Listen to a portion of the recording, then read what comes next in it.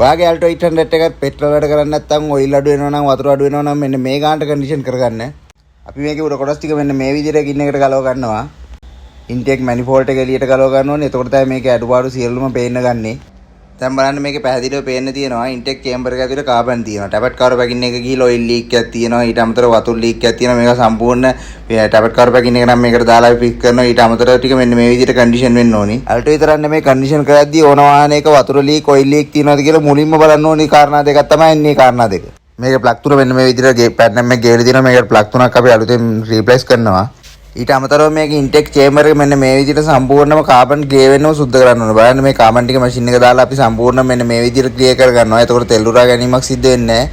බලන්න ක්ලියර් කරාට පස්සේ තියෙන තත්ත්වය. මෙන්න මේ විදිහට සම්පූර්ණයෙන්ම ඇතුළේ ඉඳන්ම කාබන් බින්දුවක්වත් තියෙන්න බෑ. මෙන්න මේ විදිහට. ඊට අමතරව මේකේ වතුර කට වතුර අවුට්ලට් එක දානවා. මොකද වතුර ලීක් එකක් තියෙනවා. වතුර හොස් ඔයිල් අරව මේ ඔක්කොම බලලා මෙන්න මේ කන්ඩිෂන් කරගත්තොත් ආයේ සෑහෙන කාලයකට වාහනේට අතක්වත් තියන්න නැතුව දුවන්න